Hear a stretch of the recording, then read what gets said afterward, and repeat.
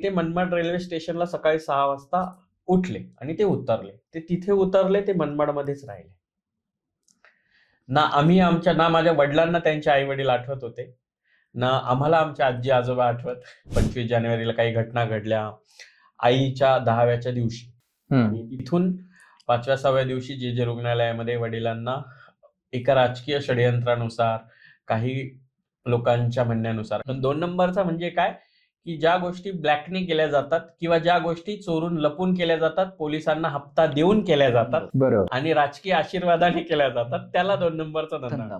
गाडीमध्ये कपडा मारताना पासून तर त्यानंतर पोंगे विकण्यापर्यंत, पोंगे ज्याला बॉबी म्हणतात तुम्ही, ते पासून तर मनमाडच्या कृषी उत्पन्न बाजार समितीमध्ये हमाल म्हणून माझ्या वडिलांनी काम केलेलं आहे. ते आज जे नेते मंडळी होऊन बसलेत ना मनमाडमध्ये, ते माझ्या वडिलांना फक्त 10 रुपये 20 रुपयासाठी पाण्याची बाटली आणून देणारे चकना खाणारे कार्यकर्ते. सारखं झाडावर चढायचा, फळं तोडायचा, इकडे जा तिकडे जा, उडत फिरायचा म्हणे सगळीकडे, म्हणून त्याचं नाव पोपट ठेवलं. आमच्या घरात पहिल्यांदा जर कोणी शिवी दिली होती ना, तर तो माझा भाऊ होता विकास, ज्याच्याबद्दल मी खूप बोलते, की त्याने खूप, म्हणजे तो लहानपणापासून वाया गेलेली केस होता आणि तो अजूनही वायाच गेलेली केस. मी कधीच साडीवरच आले नसते, सिरियसली. त्याला तू विचारून बघ, मी तोंडावर बसलेला आहे तो. मी खरंच लाईफमध्ये कधीही साडीवर येण्याचा विचारच केला नसता. पण या दोघांनी ना माझ्या लाईफमध्ये एवढं वादळ निर्माण करून दिलं ना, एवढं वादळ निर्माण करून दिलं होतं ना.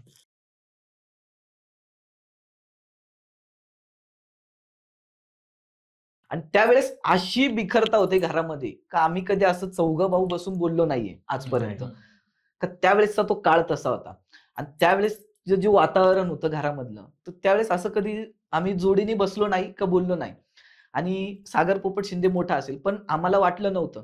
होते त्याचे गुणधर्म, पण बापाच्या काळजीमुळे मी तेच सांगतोय, त्याच्यामध्ये एक भीती होती का मी असं करू शकत नाही. नाहीच, खरंच मी करू शकत नाही. म्हणजे त्याने कितीही विचार केला असेल, मला माहित नाही आता त्यांची थिंकिंग काय, पण त्यांनी कितीही विचार केला असेल, मी एक लहान भाऊ म्हणून सांगतो, सागर पोपट शिंदे कधी शिवलक्ष्मी बनूच शकला नसता. त्याने विचारच केला नव्हता का मी शिवलक्ष्मी बनेल. कारण सागर पोपट शिंदे एवढा अभ्यासू होता, एवढा अभ्यासू होता का त्याचं पूर्ण माइंड हे अभ्यासात होतं. आणि त्यावेळेसच्या फक्त मनमाड शहरातल्या काही प्रतिष्ठित लोकांना माहिती होतं का पोपट शिंदेला मोठा मुलगा आहे आणि तो खूप काहीतरी करतो आहे, का तो खूप काहीतरी शिकायला बाहेर, जसं आजच्या लोकांचे मोठ्या लोकांची मुलं आहेत का ते बाहेर देशात जातात, तसं बाहेर देश म्हणून त्यावेळेस नाशिक मध्ये गेलं होतं. आणि नाशिकमध्ये भोसला मिलिटरी कॉलेज हे चांगल्या टॉपचा विषय होता. त्यामुळे ते तिथे शिकून येणार आहे पोपट शिंदेचा मुलगा काहीतरी करून येईल.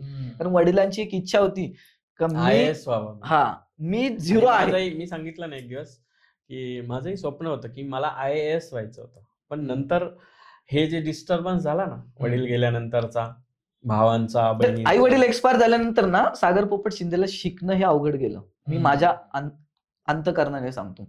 तो घरी आला, आमच्यामध्ये एक मोठा माणूस म्हणून, मोठा व्यक्ती म्हणून त्याने घर सांभाळलं. आमच्यामध्ये एक जबाबदारी म्हणून त्याने सर्वांना सांभाळलं. बहिणीने सर्वांना जीव लावला.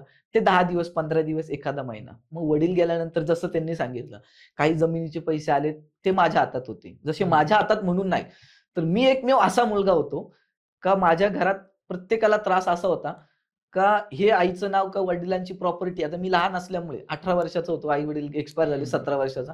पण बाहेर आल्यानंतर समजलं अरे वडिलांची प्रॉपर्टी ना, तर याच्यामध्ये आपण 4 जण हिस्सेदार बनलो पाहिजे. हे वडिलांनी आपल्यासाठी केलं. तर मी प्रत्येकाचं नाव लावलं, प्रत्येक प्रॉपर्टीवर प्रत्येकाचं नाव लावलं. पण जो माझा विकास होता भाऊ, त्याने काय करत गेला, मला कुठेतरी उच्च स्थान, मी याच्यापेक्षा मोठा आहे, मला कुठेतरी भेटलं पाहिजे म्हणून त्याने काय केलं, यांचे कान भरले, बहिणीचे कान. अरे कुणालकडे पैसे आहेत, पण मी ते पैसे वेस्ट नाही केले. मी एक आज कोणालाच माहिती नसेल, आई वडील एक्सपायर झाल्यानंतर मी 17 वर्षाचा असताना सुद्धा माझ्या अकाउंटमध्ये 15 ते 20 लाख रुपये होते त्यावेळेसचे. पण मी ते खर्च फक्त माझ्या घरात केले. दोन्ही भावांचे, म्हणजे त्याचं लग्न, विकासचं लग्न, माझं स्वतःचं लग्न. मी एक असा मुलगा आहे का माझ्या स्वतःचं लग्न मी माझ्या पैशावरती केलेलं आहे. खरंच त्या दोन्ही भावांची लग्न. आणि मी पुढाकार घ्यायला, मला सगळ्या गोष्टींसाठी, माझं आज जे लग्न झालंय ते फक्त सागर पोपट शिंदेमुळे झालंय. का झालं तर मी पुढे जाऊन बोलणी, म्हणजे मोठा जो घरातला व्यक्ती असतो, कोणालाच एवढा मोठा किस्सा झालाय आणि लग्न होईल, कोणालाच अनुभव हेच नव्हता की लग्न होईल बा यांचं. आता या पोरांना पोरी भेटणं शक्य नाही, सगळ्यांना वाटत होतं.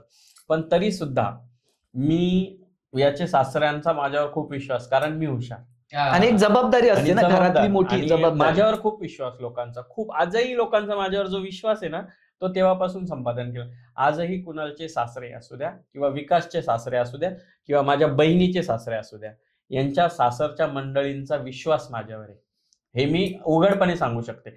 पण सगळ्यात महत्वाची गोष्ट काय झाली, की जेव्हा मी आले ना, मला व्यवहार ज्ञानाशी घेणं देणं नव्हतं. मला बाहेर जग दुनियेत काय चाललंय याचं माहित नव्हतं. हे काय धंदा आणि कुठून कसा पैसा येतो आणि काय करतात हे मला माहित नव्हतं. सगळ्यात महत्वाची गोष्ट, किती प्रॉपर्टी आहे आणि कुठे आहेत आणि त्याचं काय करायचं असतं आणि कुठे ठेवायचं असतं, मला याच्याशी काही घेणं देणं नव्हतं. मला फक्त एवढंच माहिती होतं, की माझ्या वडिलांचं स्वप्न आहे, की मला IAS ऑफिसर करायचं आहे. म्हणून मला मग खूप शिकायचंय, मला खूप शिकायचंय. तेव्हा 11वी आणि 12वीला खूप शिकणं म्हणजे काय हे पण माहित नव्हतं. बरोबर आहे. 11वीला गेल्यावर कळालं की ग्रॅज्युएशन करावं लागतं. ग्रॅज्युएशन इयरला आल्यावर कळालं की आता मला पोस्ट ग्रॅज्युएशन करायचं आहे. पोस्ट ग्रॅज्युएशन करताना कळालं की मी PhD पण करू शकतो. म्हणजे हे सगळ्या ज्या गोष्टी ना, ह्या अशा पद्धतीने. आणि तो कमेंट करतो खाली, तुझ्याकडे सर्टिफिकेट असेल तर दे, हे कर. आजही त्या गोष्टी करून ठेवल्या आहेत, की मी आज 2 पोलीस घेऊन घरात जर घुसले ना, मी माझ्या घरात जात नाही, कारण त्याला ते दान दिलं. गेले ना तर माझे सगळे कागदपत्र घरात मिळतील. माझ्या चेकबुक आजही त्याच्याकडे, माझं ओरिजिनल आधार कार्ड, पॅन कार्ड त्याच्याकडे, माझा शाळा सोडल्याचा दाखला त्याच्याकडे. पण आम्ही घरात घुसू शकत नाही, कपाटाला लॉक असतं. आम्ही त्या घरात कपाटाला हात लावू शकत नाही. ह्या आत्ताच्या कंडिशन ठीक आहे, पण आता तर मी खूप लांब आले, 5 वर्षापूर्वीच्या गोष्टी. पण आई वडील गेल्यानंतर हा घर सोडून निघून गेला, बहीण बहिणीच्या घरी गेली, बहीण बहिणीच्या घरी ह्या गेली. दोघांनी जो त्रास दिला ना, म्हणजे जे सागर शिंदेला जे डांबून ठेवणं, जे टॉर्चर करणं, हे रश्मी शिंदेने आणि विकास शिंदेने केलं. तर त्यामुळे जो सागर शिंदेचा विचार होता, जो शिक्षणाचा विचार, मी जसं तुम्हाला बोललो, मला माहित नाही त्यांच्या मनात काय चाललंय का, त्यावेळेस तर मला माहित नाही का, मी मॅच्युअर नव्हतो. माझं लग्न झालं होतं 18 वर्षात, पण मी एवढा मॅच्युअर नव्हतो की कोणाच्या मनातलं ओळख. मी घर सोडावं लागलं, हे मला त्यांच्यावर, तो माझ्यापेक्षा मोठा होता, पण त्याचे कुठेतरी वाद झाले ना, तर मला फोन यायचा, ते माझे वाद झाले. मी तिथे जाऊन मागचा पुढचा विचार नाही केला, कितीही मोठा कोणी असू दे, त्याला मी मारलेलं आहे. म्हणजे त्यावेळेस का, तर माझ्या भावाला कोणीतरी बोलेल का, तर ते पोपट शिंदेचा एक दबदबा निर्माण होता आणि पोपट शिंदेचं नाव टिकवायचं होतं, हे माझ्यामध्ये पहिल्यापासून आहे आणि आजही आहे आणि मी मरेल तरी जाईल माझ्यामध्ये. तर त्यावेळेस असं होतं का, जो सागर शिंदेला त्यांनी त्रास दिला घरामध्ये, हे 3च व्यक्ती राहत होते. सागर शिंदे जसं सांगितलं त्यांनी का, त्याला बाहेरच्या ज्ञानीशी घेणं नव्हतं का, काय कुठून कमवायचं तेही नव्हतं, बाहेर फिरणं नाही. तर एक घर होतं, घरामध्ये एक रूम होता, त्या रूम मध्ये सागर शिंदे राहत होता. तर सागर शिंदेला काय पाहिजे होतं त्यावेळेस, मी सांगतो, म्हणजे माझ्याकडे असेल त्यावेळेस तर मी सांगितलं, प्रेम पाहिजे होतं, सागर शिंदेला जेवण पाहिजे होतं टाइमवर, जी सुख सुविधा, जे कपडे लत्ते काय, म्हणजे आपण एक मोठा भाऊ आहे आणि हे छोट्या आहेत, पण यांना जे सोबत होऊन आपल्याला चालायचं आहे. काय मोठं छोटं हे नसतं काही, मोठा भाऊ छोटा भाऊ हा काही नसतो. बरोबर. आपल्याला सोबत मिळून जे चालेल, ते म्हणतात ना, एका हाताने टाळी वाजत नसते, 2 हात जेव्हा मिळाले तर आपल्याला पुढे जायचं असतं. या दोघांनी विचार केला असता तर खूप पुढे जाऊ शकले असते, कारण वडिलांचा आज 100 लोक राहतील एवढा मोठा बंगला आहे. तर यांना तिथे काय करायचं होतं, फक्त कमवायचं होतं आणि खायचं होतं. पण यांनी काय केलं, भावाकडे जसं सागर पोपट शिंदेकडे कला होती, स्वतःचे डान्स क्लासेस होते, पण सागर पोपट शिंदेला जी कलेमधून कमाई भेटत होती डान्स क्लास मधून, ही कमाई तर त्यांच्या हातात जात होती ना. तर सागर शिंदेकडे उरत काय होतं, काहीच नाही. जर मी महिन्याचा किराणा नाही भरला तर किचनला कुलूप असायचं. सिरियसली ही गोष्ट आहे, सिरियसली शेजारचे लोक सांगतील. हे खूप गोष्टी मी आठवून सांगत नाही कधी कधी, का एवढं बारीक नाही सांगायचंय मला. पण जर मी घरात पैसे नाही दिले ना, म्हणजे मला आज हे पाहिजे तर आज हे पाहिजे, एका रात्रीत मला बुलेट पाहिजे तर बुलेट पाहिजे, ॲव्हेंजर पाहिजे तर ॲव्हेंजर पाहिजे, मला गाडी पाहिजे तर गाडी पाहिजे, असा हट्ट मी विकास शिंदेचा केला होता. पण कसा माहिती तुम्हाला सांगते, की त्याच्या मनामध्ये काय चाललंय मला माहित नव्हतं. पण आजही माझ्याकडे ती रेकॉर्डिंग पण आहे, की त्याने याला उद्देशून आणि त्याच्या मामे सासऱ्याला उद्देशून जे त्याचं वाक्य होतं ना, फुकटचं येत आहे ना त्याचं, जोपर्यंत खायचं तेवढपर्यंत खाऊन घेऊ, या इजड्याला कोण सांभाळणार आहे, हे माझ्याकडे असंच्या असं, त्याला पाहिजे असेल तर हा पुरावा सुद्धा मी या व्हिडिओमध्ये टाकायला तयार आहे, की असंच्या असं त्याच्यातला डायलॉग होता, की ह्या हिजड्याला फक्त पैसा भेटतोय ना तोपर्यंत ठेवायचं, नंतर याच्या टिंबावर लात मारून काढून द्यायचं. हे घर तर बघ म्हणे मी कसं ताब्यातून घेतो. आणि सिरियस मध्ये एकाच वर्षामध्ये त्याने इतकं हे केलं ना, म्हणजे याने मला इतका समजून सांगायचा प्रयत्न केला की तू नको देऊ, पण मला जगायचं होतं. माझ्या मी यांनी सांगितलं- दिलं नाही, त्यांना जेवण भेटत नव्हतं ना. तर मग हे त्याच्यामधून जो एकांतात राहणं, त्याच्यामधून जो सागरचा परत शिवलक्ष्मीचा विचार येत गेला ना, त्यामधून सागर हा शिवलक्ष्मी झाला. आणि त्यामुळे जे झालं, तर त्यावेळेस त्यांनी पण सागरला शिवलक्ष्मी होण्यासाठी होकार का दिला, तर त्याचे मागचं एक कारण आहे. हो. आज त्यांना नसेल माहिती का, ते मला माहित नाही, पण मी सांगतो ते कारण का. तर ही सोन्याची कोंबडी आहे. ही कमवेल, हा इजाडा बनून कमवेल ना, तर मी बसून खाईल. कारण त्याची एक सवय होती, त्याला आयतं बसून खायची सवय आहे. आजही आहे. आजही तो फक्त काय करतो, जसं तुम्ही म्हटले कमेंट मध्ये वगैरे, आज जसं मी आता तुम्ही जसं बोलले स्टेप बाय स्टेप जाणार, म्हणून ते मी पुढे सांगेल तुम्हाला. पण त्याची सवय होती का ही सोन्याची कोंबडी आहे, होऊ द्या, काय करणार आहे, कमवून किन्नर करणार ना, लोक नाव ठेवणार आहे ना, ठेवू द्या, पण कमवून मला भेटेल ना. हे कमवून आणत होते, तो राहत होता, तो खात होता, पण बाहेर कोण काय बोलत होतं मी आज त्यांच्या तोंडावर सांगतो. आज टीव्हीवर मी त्यावेळेस मी त्यांच्या विरोधात होतो. असं का केलं, कारण माझ्या बापाचं एक नाव होतं. परत परत सांगतोय का माझ्या बापाचं एक नाव होतं, मला त्याच्यावरती डाग नव्हता लावायचा. पण मी नंतर विचार केला, जसं मी मॅच्युअर झालो, ते त्यांच्या लाईफ मध्ये खुश आहे ना. तीच एक त्यांची लाईफ होती. नशिबाच्या पुढे कोणी जात नाही. माझ्या वडिलांनी खूप कमवलं, पण जेव्हा त्यांची खायची वेळ आली, त्यावेळेस ते जग सोडून गेले.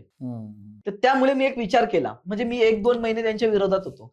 मी जाऊन त्यांना विचारलंही त्यावेळेस का हे का केलं, आपल्या वडिलांचं करायचंच होतं ना, तर मनमाड सोडून करायचं होतं.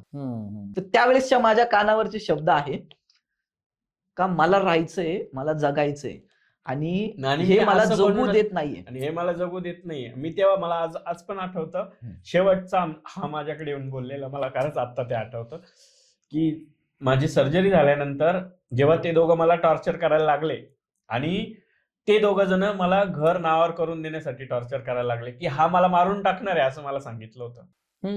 तू असं केलं म्हणून हा मला मारून टाकणार, हा असं मला सांगितलं होतं. आणि ते मला टॉर्चर करायचे की घर आमच्या नावावर करून टाक, घर आमच्या नावावर. नंतरचा तर किस्सा सगळ्यांना माहितीच आहे की त्यांनी काय केलं माझ्यासोबत. त्याच पिरियडमध्ये जेव्हा हा घरी आला ना, तर याला पैसे देऊन टाकू आणि याचा व्यवहार कट करून टाकू, पण याला पैसे नकोच होते. माझं म्हणणं आजही आहे, माझ्या आईबापाचं घर मला विकायचंच नाहीये, मला माझ्या आईबापाचं घरच सोडायचं नाहीये, पण मी काहीतरी अडचणी म्हणून सोडलंय. मला काहीतरी अडचण म्हणून मी बाहेर गावी राहायला गेलो, म्हणून मी त्या घरातून बाहेर गेलो. मला नाहीतर सर्वांनी सांगितलं तू मनमाड सोड, तू गुन्हेगारी क्षेत्रात जाशील, हे होशील ते होशील. मी खूप लहान होतो, तेवढी समज नव्हती. कोण कुठे काय झालं तर मी मारामारी वगैरे हे त्या गोष्टी त्यावेळेस घडत चालल्या होत्या. पण मी मनमाड सोडलं म्हणून मी एक मुंबईची लाईफ जगलो, तर सुधारलो का त्यावेळेस ती मॅच्युरिटी आली. पण त्यावेळेस माझा सर्वात प्रश्न हा होता का तू हे का केलं. तर मी मनमाडला येऊन माझ्यामध्ये एवढी हिंमत होती का मी माझा मोठा भाऊ आहे, मी लहान होतो खूप, पण जेवढे त्यांना सगळे घाबरत होते ना, तेवढे मलाही सगळे कोणीतरी थोडंसं घाबरत होते माझ्या घरात. तर माझी त्यावेळेस एवढा दबदबा होता, तर मी मुंबईवरून एकटा येऊन विचारलं का हे तू का केलं. हे करायला नको होतं आणि करायचंच होतं, तर मनमाड सोडून करायचं होतं. मनमाडमध्ये आपल्या बापाचं खूप मोठं एक वर्चस्व आहे, ते घालवायचं नव्हतं. तर त्यांनी मला एक जे त्यावेळेसचे शब्द आहे माझ्या कानात, मला जगायचंय बघ, माझी कमाई जी होती डान्स क्लास ती यांनी बंद केली, आता मला कुठेतरी माझ्यासाठी जगायचंय. आई वडील नाहीये, तर मी एक विचार केला, आई वडील तर नाहीये आपल्याला, प्रत्येकाला प्रत्येकाचं जीवन जगण्याचा अधिकार आहे. मी माझी लाईफ जगतो आहे, बहीण बहिणीची लाईफ जगतोय, कोण कोणाच्या लाईफ मध्ये इंटरफेल करत नाही. मग याच्या लाईफ मध्ये आपण काय इंटरफेल करायचा. म्हणून मी लहान असून एक विचार केला, ठीक आहे तू जगतोय ना तुझी लाईफ, पण यांच्यामध्ये एवढा गुंतू नको. पण मग त्यांना जो त्रास देणं होतं, त्या दोघांकडून जो त्रास होता, मग यांनी पैसे कमवलेत, यांनी कुठून काय आणलं, तर त्यांना ते हवंसं होतं. मग याच्याकडे हट्ट करणं, एखादी सोन्याची वस्तू बघितली, मला पाहिजे, नाही तर तुला मारल, म्हणजे लहान असून. मग तर आज यांना ते राहायचंय घरामध्ये, तर मग ते विकास नाही, मला मग घरात किराणा भरायचा ना, मला घरात हे चारायचंय ना, नाही तर एक काम कर, घरातून निघून जा. आणि घर आजही आमच्या चौघांच्या नावावर होतं. किती वेळा माझ्या बॅग फेकून दिलाय, घरातून हाकलून दिलंय मला, हात उचलण्याचा प्रयत्न केलाय, हात उचलण्याचा प्रयत्न काय, पण लोकांना खोटं वाटतं असं झालं असेल. नाही नाही, पहिल्यांदा मी बघितलं आई साहेब एवढ्या रडले त्या पॉडकास्ट मध्ये सुरुवातीपासून, कारण ह्या सगळ्या घटना आहेत ना आम्ही पण पहिल्यांदाच ऐकतोय. म्हणजे एवढे सगळे मी तुमचे इथं बसण्याच्या अगोदर मी सगळे पॉडकास्ट त्याने आणि त्याच्या मित्राने मिळून मी घर नावावर करायला नकार देत होते म्हणून दोघांनी मिळून मला मारलं. आणि ते घर नावावर करायचं पण मी याला किस्सा. फोन करून सांगितलं की मला मारताय. त्याने सांगितलं सगळं कर पण घर नको देऊ. त्यावेळेस मी यांनाही समजवलं घर नाही द्यायचं आपल्याला. पण तो एक काळ होता. माझ्या मिसेसला माझ्या मुलाला मारून टाकायच्या धमक्या दिल्या मला. मी एकटा इकडे राहत नसल्यामुळे मला धमक्या दिल्या, तुला मारून टाकेल, तुझ्या म्हणजे तुला तर नाही मारून टाकेल, कारण त्याची एवढी हिंमत नाही आज पण माझ्या समोर बोलायची. म्हणून तो माझ्या मिसेसला आणि माझ्या कमजोरीला म्हणजे माझ्या मुलाला त्यांना तू मारून टाकेल. मी यांना धमकी दिली, मी तुला मारून टाकेल, तुझ्या नवऱ्याला अहो, मारून याच्या- टाकेल. म्हणजे इतकं म्हणजे बघा किती फिल्मी वागला तो की घरामध्ये मला नजर कैदेत ठेवलं आणि याच्याशी गोड बोलून याच्या मिसेसला आणि याच्या मुलाला घेऊन गेला आणि तिकडे म्हणजे गायब. आणि तिकडून याला फोन करून धमक्या, तुला बायकोन पोरगी पाहिजे असेल ना तर सागर शिंदे 31 तारखेला माझ्या नावावर घर करतोय, तुला यावं आणि लागेल. मी कुणाल शिंदे असा होतो असं ना झालंय का आमचं. माझ्या शब्दावरती आजही माझी बहीण, ही बहीण आणि ती बहीण माझ्या शब्दावरती ना कुठे यायला तयार होती. कारण माझा कुणाल शिंदे एवढा भरोसा होता सगळ्यांना. कुणाल शिंदे खूप छोटा होता पण कुणाल शिंदेचा हा एक भरोसा होता सगळ्यांना का कुणाल शिंदे घात नाही करणार. व्यावहारिक कोणीही आला व्यावहारिक तर. ज्ञान, त्याचं व्यावहारिक ज्ञान होतं आणि मला सामाजिक जाण होती. आणि यांना अभ्यास, माझा अभ्यास आणि त्याचं व्यावहारिक. माइंड, व्यावहारिक ज्ञान त्यांचं ह्या लग्न दोन गोष्टी झाल्यानंतर खूप- सुद्धा आहे ना त्यांना खूप त्रास दिला. खूप खूप आणि लग्न ह्या अटीवर केलं का तू मला बंगला दान कर तरच मी तुला लग्न करू देईल, नाही तर मारून टाकेल. हो. म्हणजे ह्या गोष्टी आहे ना ह्या मला पण माहिती आहे आणि मी बाहेरून ऐकलेलं आहे. मला त्यांनी कधी सांगितलं नाही. मी आज त्यांच्याशी कमी, आज तुमच्याकडे यायचो होतो म्हणून आम्ही सोबत आलो, तर मी त्यांच्याशी कमी राहतो, कमी बोलतो, कमी हे करतो. मी माझ्या कामाच्या मध्ये, ते त्यांच्या कामात. आम्ही दोघं भाऊ बहीण आहे. आज नाही उद्या कधीही अर्ध्या रात्री एकमेकासाठीच आहे. मी आज तोही असेल का बहिणी असेल, मी प्रत्येकासाठी आहे. हा कुणाल शिंदे एक असा व्यक्ती आहे ना, हा बहिणीसाठी आहे, भावासाठी आहे. कारण कुणाल शिंदेला काहीतरी पोपट शिंदेने सांगून गेला आहे, सांभाळणं, आईने एकमेकांना, सांगितलेलं आहे. माझ्या आईने. तर ह्या गोष्टी मला माहिती आहे. मी खूप लहान आहे. ते म्हणतात ते आई वडील एक तर लहानाला सांगतात, नाही तर मोठ्याला. म्हणजे जो किस्सा आहे ना की आईने शेवटचा श्वास माझ्या समोर सोडलाय, तसा वडिलांनी शेवटचा क्षण त्याच्या जवळ सोडला. माझ्या जवळ शेवटचे क्षण माझ्या जवळ घातलाय. तर त्यामुळे मला काही गोष्टी माहिती. माझ्या वडिलांनी जे स्वतःपासून जे गाडीत कपडा मारण्यापासून वरती आले ना, ते मला शिकवले. माझ्या वडिलांबरोबर मी 2 वर्ष सावलीसारखं राहिलोय. कोण दुश्मन आहे, कोण काय आहे, कोणता पोलीसवाला जवळचा आहे, कोणता बाहेरचा अधिकारी आहे, कोणता काय आहे, का कोणता गुंड माझ्या वडिलांना त्रास देतो, का कोण काय आहे, याच्यातली माहिती होती. मग त्यावेळेस त्या गोष्टींमुळे बहिणीने दान केला घर. मलाही काहीतरी दबावाखाली मला ते बंगला दान करावा लागला. का तर मी त्याचा एक विचार केला. मीही दान केला नसतं, मी आजही सांगतो मीडिया, पण मला एक ते काय मी बायकोला आणि मुलाला म्हणून घाबरून नाही केला. तर मी का केला, फक्त मी असाही त्या बंगल्यात माझं नाव आहे, मला जायची मुभाच नाहीये ना. का मी गेलो तर मला हॉटेलला राहावं लागतं. मी गेलो, मला कधी यांनी चाय पाजला तर मी गेल्यानंतर दुसऱ्या दिवशी 10 लोकांना सांगतात आमच्या घरी चाय पिला ना, त्याच्यासाठी चाय बनवला होता ना, हो, त्याची त्याच्यासाठी मिसेस- नाश्ता बनवला होता म्हणजे ना. त्याने लग्न पण ज्या मुलीशी केलं होतं ना, रश्मी, ती मुंबईचीच होती, मॅच्युअर्ड होती, हुशार होती. बरंच मी तिच्याबद्दल खूप काही बोललेले, पण मला सांगताना या गोष्टीचं पण वाईट वाटतंय की त्यांनी तिला परिवार तोडला, तिने परिवार तोडला का? जोडला नाही, जोडला नाही. तोडला. आणि तिने तो परिवार तोडला आणि तोडल्यानंतर पण तिने काय केलं माहितीये का, जेव्हा शेवटचा क्षण होता ना मरतानाचा, तोपर्यंत आम्हाला कोणाला त्या दारात येऊ दिलं नाही. म्हणजे माझ्याकडून हक्क सोडपत्र लिहून घेतला, याला अशा पद्धतीने याची बायको आणि मुलगा गायब करून याला तिथे पोहोचायला. म्हणजे मी स्वतः शॉक होते की हा मला शहाणपणा शिकवत होता की तू मूर्ख आहे का, तू घर देऊ नको, तुला जगायचं असेल काय तुझ्याकडे पोपट शिंदेचं मी ते सोडल्यावर. म्हणजे हे याचे शब्द होते. आणि मी सांगितलं ना, माझ्याकडे मी सगळं माझ्या जीवावर आजपर्यंत कमवत आले. माझे आई वडील वारल्यानंतर सगळं माझं स्वतःचं सर्वस्वी होतं. माझ्या आई वडिलांच्या प्रॉपर्टीतला मी 1 रुपया कधी घेतला नाही. पण हे सगळं हा म्हणत होता की तू का सोडत आहे. पण ज्या दिवशी मी तिथे घर नावावर करायला गेले ना, त्या दिवशी हा स्वतः तिथे दिसला मला. तर मी शॉक होते की हा कसा आला. आणि मग मला याचा एक मित्र आहे, त्या मित्राने मला सांगितलं की तुला माहितीये का काय झालं. म्हणे नाही. म्हणे जयश्री वहिनी आणि सार्थकला किडनॅप केलं हे मी म्हणे. खूप वर्ष कोणाला या सांगितलं नाही. शब्द ह्या आरामखोरनी म्हणे ते जयश्री वहिनीला आणि सार्थकला किडनॅप केले म्हणे. तू जर आज सही नाही केली म्हणे तर संपला म्हणे तुझा विषय. आणि याला काय वाटलं खरंच बायको पोरांना मारून बिरून टाकतो काय, कारण त्यांचा नंबर प्रॉपर्टीचं ते म्हणतात ना हाव, आणि ती एक हाव हाव. असली ना, हाव मध्ये खूप काही होऊन जातं. त्याला कमवायची आणि त्याच अक्कल नाही, प्रॉपर्टीच्या हावमध्ये नंतर मग त्याची आता बायको हा गेली. तिथपर्यंत झालं ना आमचं की मी लग्न करून गेले. मग तिथून सगळ्या लोकांना माहितीये. मग आता याला मला याच्यावर का राग होता आणि याला माझ्यावर का राग होता, तू का सोडलं, आणि मला प्रश्न काय होता की मग तू मध्ये का नाही आला. आणि हे झालं. पण फार दिवस नाही लागले. माझ्या लग्नानंतर एक 7-8 महिन्यानंतर त्याची विकासची बायको वारली. का तर हा लालच होता ना. मी गेल्यानंतर त्याला पैसा कमवायचं साधन नव्हतं. याने अक्षरशः म्हणजे आता बोलायला नाही पाहिजे, पण अँटी टाईप मध्ये किंवा कामावर असणाऱ्या बायका असतात ना, अशांसोबत याने अफेअर्स केले. आणि त्या रश्मीने याला रेड हँड पकडलं शिर्डीमध्ये.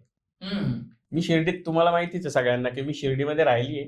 मला शिर्डीमधून पूर्ण अपडेट आहे. काय किस्सा झाला, कसा झाला, कुठून झाला, पुरावे आहेत माझ्याकडे. पण काही गोष्टी बोलायच्या नसतात. पण त्या रश्मीने त्याला एका दुसऱ्या कामावर असणाऱ्या बाईसोबत रेड हँड पकडलं आणि त्या मुलीने तो धक्का घेतला. आणि याला वाटलं की ही तिच्या आई वडिलांना सांगून देईल. ऐका सॉरी मी थोडं कट करतो. धक्का नाही घेतला, बायकोने बघितलं एका नवऱ्याला हो. बाई बरोबर, तिला धक्का तर बसलाच, पण याला विचारल्यानंतर याने त्यांना असं काही केलं का, असं काही त्यांनाही दम दिला का त्या मुलीची कुठंतरी एक धक्का बसून तिला एक पॅरालिसचा झटका आला. घरात म्हणजे तिला मारणाराही हा विकास शिंदेच. विकास शिंदेच. म्हणजे आणि काही दिवस असे होते आता मी तुम्हाला हा काही विकास शिंदे आता त्याच्या आल्यावर बायकोसाठी होता. आम्ही काही कागद पण सोबत आणलेत. म्हणजे आमच्याकडे एक पूर्ण फाईल आहे दोघांकडे की म्हणजे आज आम्ही रिव्हील करतो. खरं तर ऑलरेडी आता ह्या मिनिटाला आम्ही ठरवलं. मी फक्त वाट कशाची बघते की विकास शिंदेच्या एक पाऊलची, की बस आता त्याचं अति झालं, अंत झाला. कारण जोपर्यंत मला त्रास होता तोपर्यंत मी समजून घेतलं, सगळं सोडून दिलं. पण आता पोपट शिंदेचं नाव उजागर करण्याची एक कंडिशन होती शेवटला, की इलेक्शनमध्ये मनमाडमध्ये याच्या पत्नीला उभं केलं आमच्या वॉर्डमध्ये. भाऊ म्हणून सपोर्ट करायला पाहिजे ना, की पोपट शिंदेची सून हे करणार आहे. पण हा म्हणजे काय म्हणता ना की बरेच आपल्याकडे भाऊ म्हणून विरोधात, भाऊ म्हणून माझ्या विरोधातल्या कॅन्डिडेट कडे जाऊन भाषण केलं त्याने. त्यांच्याकडून पैसे घेऊन तो याच्या विरुद्ध बोलला. त्या दिवशी माझा बांध तुटला. राहुलजी, माझ्याकडे डॉक्युमेंट्सचा पूर्ण बंच आहे. विकास शिंदेवर ट्रान्सजेंडर प्रोटेक्शन ऍक्ट नुसार काही गुन्हे दाखल केलेत. विकास शिंदेवर आजही मी मानहानीचा दावा दाखल केलेला आहे. विकास शिंदेवर 10 कोटी रुपयाचा मानहानीचा दावा दाखल आहे. मी हायकोर्टातून सगळ्या प्रोसिजर केल्या, कारण मला छोट्या छोट्या ठिकाणी गोष्टी करायच्या नाही. दुसरी गोष्ट, याच्या पत्नीचं, याच्या मुलाचं आणि याचं स्टेटमेंट सुद्धा माझ्याकडे 169चं रेकॉर्ड आहे. सगळ्या 124 रेकॉर्ड आहे. सगळ्या गोष्टींचा रेकॉर्ड घेतलेला आहे. माझ्या बहिणीने तिला जे टॉर्चर केलं होतं ना जयाला, त्या टॉर्चरिंगचे सुद्धा माझ्याकडे पुरावे ठेवले. आणि आम्ही मानहानीचं, जसं मी सगळ्या पॉडकास्टमध्ये सांगते की मानहानीच्या दाव्यापासून, ट्रान्सजेंडर प्रोटेक्शन ऍक्ट पासून, त्याच्या पत्नीला त्याने हॅरेसमेंट करून कशा पद्धतीने मारून टाकला, छळ करून, याचे सुद्धा पुरावे माझ्याकडे आहेत. आणि हे सगळं मी अप टू डेट करून रेडी करून ठेवलं. आत्ता ह्या मिनिटाला अजूनही मी फक्त ते बंच जाऊन जमा करायचं आहे. तुम्हाला माहिती आहे कायदेशीर प्रक्रिया.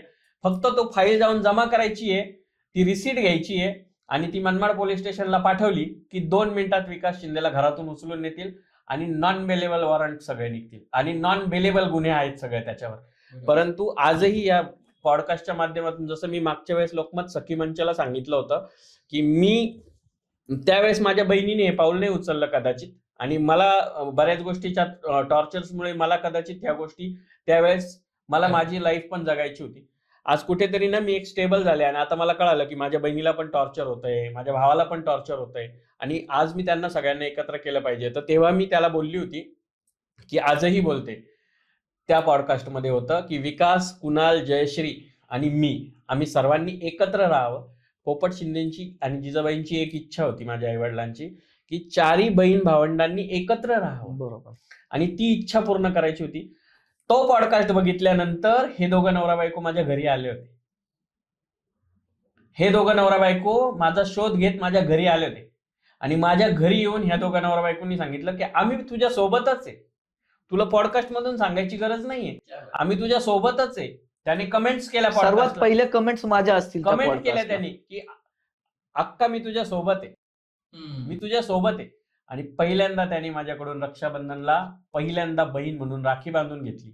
माझा व्हिडिओ इंस्टाग्रामवर आहे की त्यांनी माझ्याकडून राखी बांधून घेतली.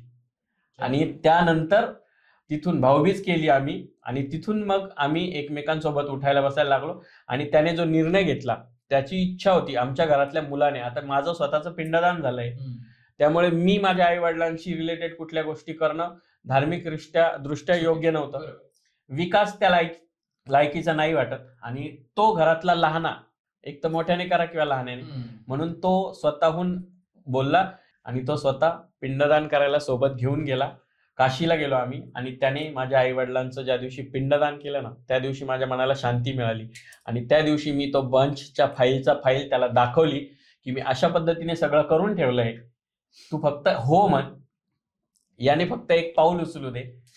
दुसऱ्या दिवशी विकास शिंदे जेलमध्ये टाक. सर म्हणजे असं आहे, अजूनही इच्छा नाही राहुलजी माझी की मी माझ्या भावाला जेलमध्ये टाक. तुम्हाला माहिती आहे आज माझं वर्चस्व काय आहे, की मी आज आता ह्या मिनिटाला ठरवलं तर मी मनमाडमध्ये जाऊन माझं घर परत मिळवू शकते. या मिनिटाला, या सेकंदाला, एवढं माझं वर्चस्व आहे. मला गरजच नाही, मला कसलीच गरज लागणार नाही. मला एकटीला जाऊन उभं राहावं लागेल तरी मी ते घर घेऊ शकते. पण मी त्या घरात येणे इतका त्रास सहन केलाय ना की मला भीती बसली की मीच माझ्या भावाने मला त्रास दिला म्हणून मीच माझ्या भावाला आता घरातून काढू का. मी सगळ्या प्रेक्षकांच्या सगळ्यांच्या आशीर्वादाने, आई वडिलांच्या कृपेने मी मिळवलंय सगळं. माझं सगळं ओक्क जागेवर आहे. आज याचं स्वतः आई वडिलांचं सोडून स्वतःचं घर आहे, त्याचं माझं स्वतःचं घर आहे. मला आता आम्हाला त्या घराची गरज आहे का नाही, पण ते आमच्या आई वडिलांचं स्वप्न आहे. बरोबर आहे. आजही ज्या दिवशी आमच्या बंगल्याचा व्यवहार होणार त्याच्या दुसऱ्या दिवशी विकास शिंदे आणि बंगल्याला विकत घेणारा व्यक्ती हा जेलमध्ये असणार. हे मी नोट डाऊन वाक्य आहे आपल्या पॉडकास्टचं. का माहिती का, तुम्हाला माहिती आहे की मला बळजबरीने काढलंय आणि ट्रान्सजेंडर प्रोटेक्शन ऍक्ट मध्ये माझं डिस्क्रिमिनेशन केल्याबद्दल आणि माझ्यासोबत केलेल्या ह्या ज्या सगळ्या हॅरेसमेंट्स आहे याच्याबद्दल काय घडू शकतं. मी अनेक पॉडकास्ट मध्ये सांगितलं की माझ्याकडे सगळं रेडी आहे, फक्त एक मोठी व्यक्ती असते ना घरात, त्या व्यक्तीला एवढंच वाटतं की सुधरावं, त्याने हळूहळू सुधरेल. मला वाटलं बायको मेल्यावर सुधरेल. बरोबर. मुलीला एकत्र करायचं, मुलीला आम्हाला सांगितलं, आम्ही दोघं जण त्याच्या मुलीला सांभाळायला तयार होतो. त्याची मुलगी मला दत्तक देत होता, मी दत्तक घेत होतो मुलगी. माझ्या नावावर करण्यासाठी सर्व प्रोसेस झाली. ही त्याची बायको मेल्यानंतरचे किस्से आता चालू आहेत. आता हा, त्याची आता बायको म्हणजे ह्या मेली, 5 वर्षातल्या गोष्टी. त्याची बायको एक्सपायर झाली. जसं तुम्हाला सांगितलं पहिले का शिवलक्ष्मी झाली, त्याच्यानंतर त्यांना जो त्रास दिला, मला दिला, घर नावावर केलं, त्यानंतर ते दोघं घरात राहिले. त्याच्यानंतर त्याच्या बायकोला त्यांनी कशा प्रकारे संपवलं. बायको संपल्यानंतर म्हणजे बायकोची लास्ट क्षणाचे जे हे चालू असतील त्यावेळेस आम्हाला समजलं. तेही त्याने नाही सांगितलं हॉस्पिटलमध्ये असताना. ती जेव्हा लास्ट स्टेपला होती तेव्हा मला तिथे त्यांचे कोणीतरी रिलेटिव्ह आले, त्यांनी मला फोन केला, कुणाल तू कुठे आहे? म्हटलं मी मुंबईला आहे. म्हणे तुला माहिती काय? म्हटलं काय झालं? म्हणे रश्मी लास्ट स्टेपला आहे. म्हटलं काय झालं? म्हणजे माझ्या मनात कितीही काही असू द्या, मला किती त्रास दिलेला असू द्या ना, पण माझ्या मनात एक लहान म्हणून आणि आई वडिलांचे संस्कार म्हणून एक अशी इच्छा होती का अरे काय झालं, मी हातातले काम सोडून मी त्या क्षणाला अर्ध्या तासामध्ये त्या हॉस्पिटलला. आणि मग यांनी मला फोन करून सांगितलं, मी परभणीमध्ये शिवशाही पैठणीच्या उद्घाटनाला होते त्या तारखेला. तो किस्सा ऐकायचा आहे. मी तिथे परभणीमध्ये होते शिवशाही पैठणीच्या उद्घाटनाला, आणि मला तिथे फोन आला त्याच्या चुलत सासूचा, आणि त्यांनी मला सांगितलं की तुला काही माहिती आहे का? म्हटलं नाही. म्हणे असं असं झालं, आज कुठल्याही परिस्थितीत तुला यावं लागेल, नाहीतर रश्मी तुला परत बघायला भेटणार नाही. पण मी परभणीतून निघाले, परभणीतून मुंबईला येणं इतकं सोपं नाहीये. मी येत असताना माझं वैजापूर जवळ माझ्या गाडीचं टायर फुटलं. खूप पाऊस चालू, आणि मी तिथे रात्रभर गेलो. सकाळी 6 वाजता एक गॅरेजवाला भेटला, तेव्हा ते टायर चेंज केलं. तेव्हा मी नाशिक पर्यंत आले, आणि इतकी ट्रॅफिक होती त्या दिवशी की मी नाशिक पासून मला कसारा घाटात जाता जाता मला 4 तास लागले. आणि तेव्हा यांचा फोन आला की आता येऊ नको, आता तू परत युटर्न मारून घरी जा. त्यावेळेस असं झालं होतं, आम्ही तिथे गेल्यानंतर समजलं ना, तर त्यावेळेस हा लांब बसलेला होता. तिथे गेल्यानंतर त्याने जसं मला बघितलं ना, त्यावेळेस माझ्याजवळ आला उठून. याच्या खिशात असं होतं का याच्या खिशात 10 रुपये सुद्धा नव्हते. वडापाव खायला पण वडापाव खायला सुद्धा पैसे नव्हते माझ्या भावाकडे. आज सांगायला 8 लाज वाटते.8च महिन्यापूर्वी माझं लग्न झालेलं होतं. 8 महिन्यापूर्वी लग्न होऊन हे बाहेर गेले होते, आणि यांच्या आणि त्यांचं थोडंसं वाद लांब झालं होतं. बस. वाद कसा की बंगला मी तो नावावर केला तर त्याने अशी बोली केली होती की तुला मी 5 लाखाचे दागिने आणि 5 लाखाचे संसारिक भांडे घेऊन देईल. ते तर आजपर्यंत 5 वर्षात काही मिळाले नाही, याचा उल्लेख पण माझ्या कंप्लेंटमध्ये आहे किंवा तक्रारामध्ये दिलेला आहे. पण सगळ्यात महत्वाची गोष्ट काय की त्याने त्यावेळेस ज्या सगळ्या गोष्टी केल्या त्या गोष्टींसाठी माझ्या गाड्या, माझं सोनं, मी सांगितलं ना माझं 43 तोळे सोनं मी त्याला दिलेलं होतं. माझ्या नाकातली मुरणी पण त्याच्या बायकोने काढून घेतली होती. हे कुडकं, हे हुजरं सुद्धा, हे मी हुजरं सुद्धा त्याने काढून घेतले होते. आणि मला अंगावर एकही मणी न देता फक्त अंगावरच्या साडीवर मी घरातून गेलेली आहे बिन चप्पलची. आणि ते सगळं विकून 8 महिन्यात संपलं होतं. आणि 8 महिन्यात त्याच्या बायकोचा हा किस्सा आहे. बायको मेल्यानंतर तिथून आम्ही फोन करून सगळ्यांना सांगितलं.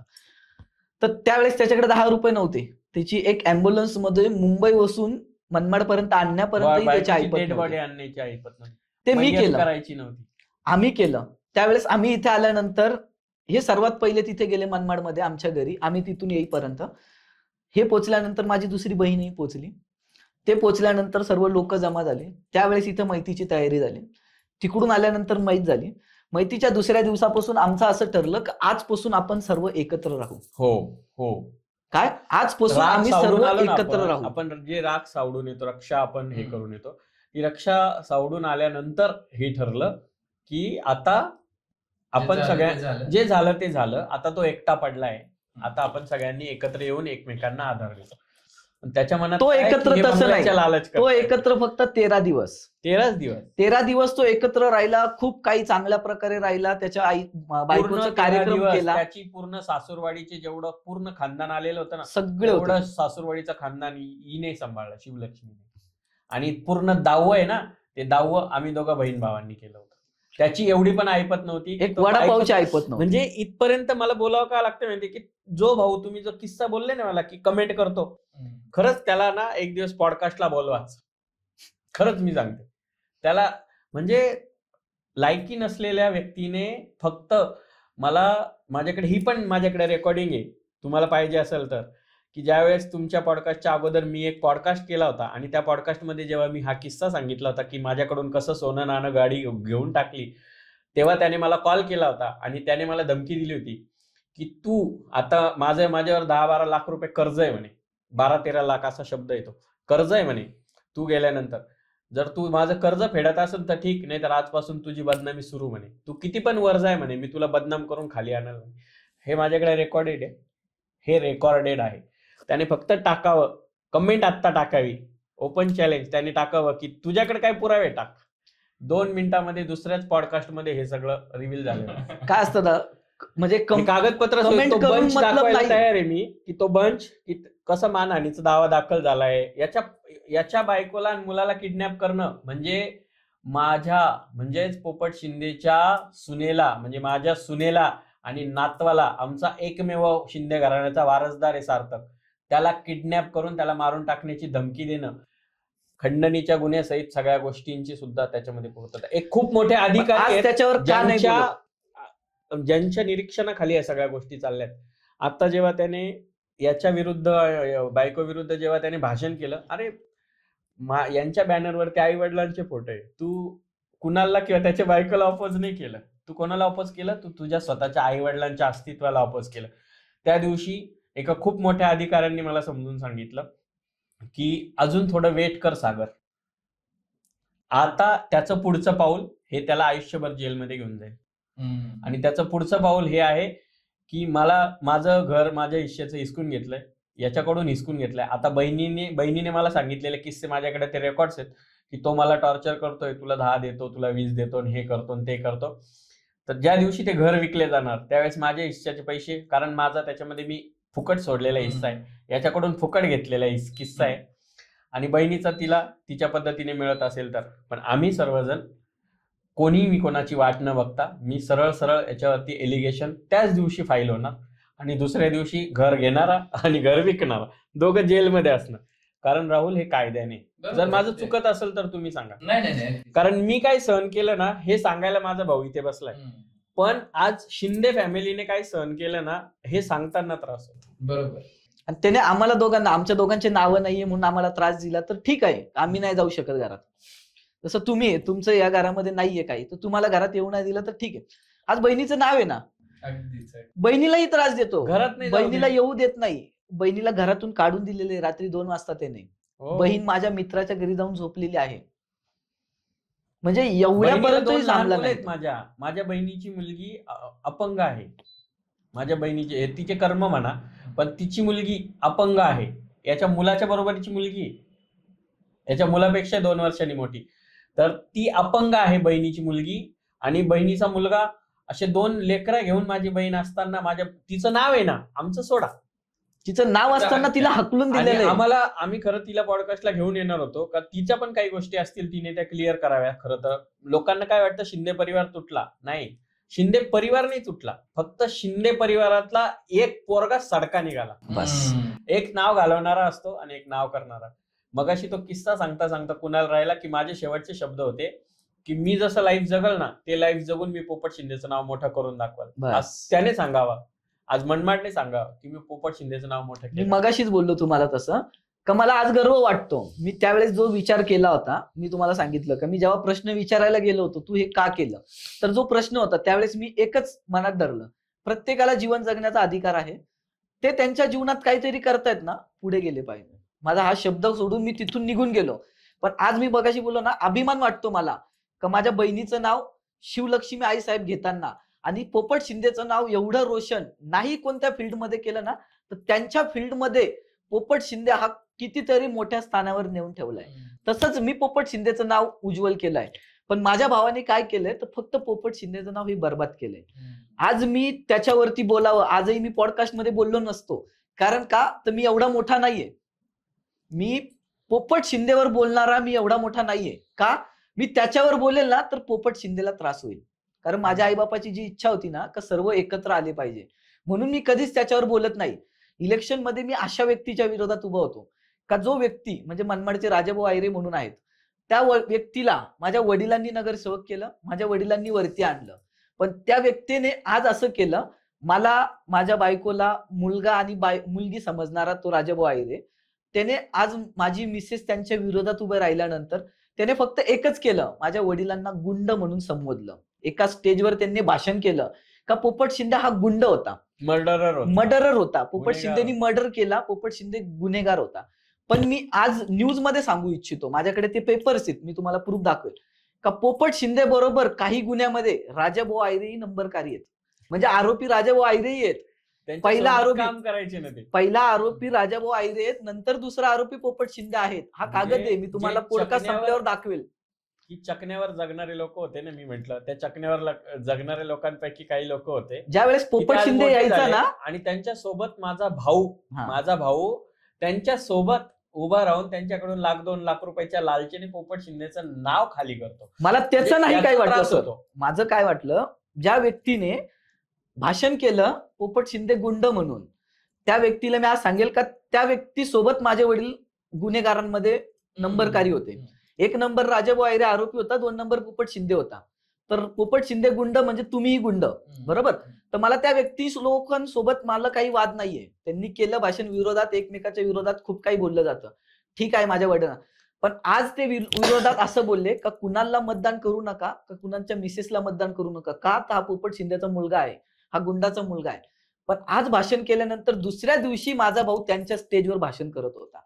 तर पोपट शिंदेचा एक मुलगा तुमच्या विरोधात उभा राहिला तर तो तुम्हाला चालला नाही, तो गुंडाचा मुलगा होता.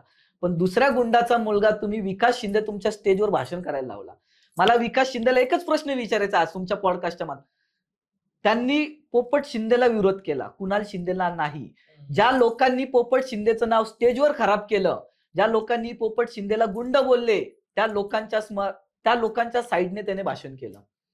आणि तो त्या भाषणामध्ये असं बोलला का माझा भाऊ माझ्याकडे लक्ष देत नाही. सर तुम्ही सांगा, मोठा भाऊ छोट्या भावाकडे लक्ष देतो का छोट्या भाऊ मोठ्या भावाकडे लक्ष देतो?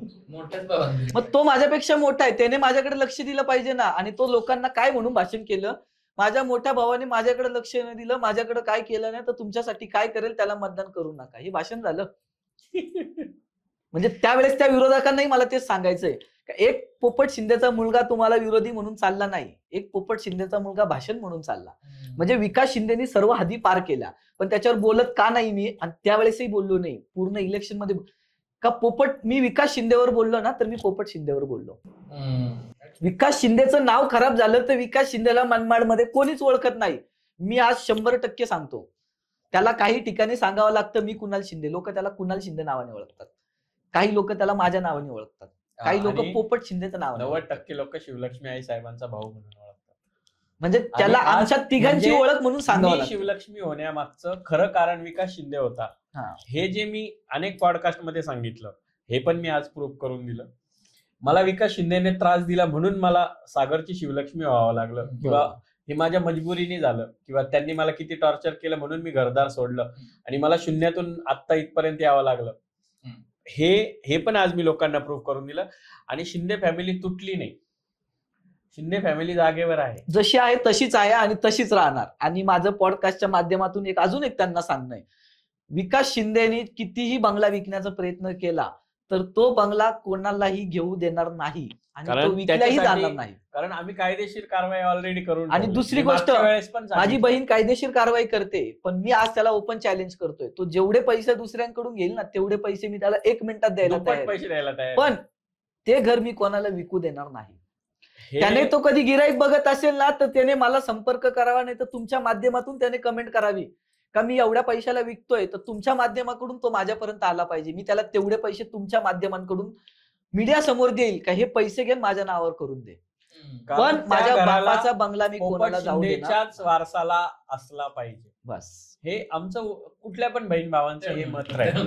बरोबर आहे, ही तळमळ सर, आहे. बहीण कायदेशीर कारवाई करून थांबू शकते ना, तर मी त्याला पैशाने तो बंगला कोणालाही जाऊ देणार नाही, हे मी थांबू शकतो. असं म्हणजे ही गोष्ट आहे. आणि म्हणून आज तिथून इथपर्यंतचा हा जो स्ट्रगल आहे ना, हे बहीण भावांचे जे दुःख आहेत ना, लोकांना जे मी एकटी सांगत बसते ना, आज मला असं खरं वाटतं.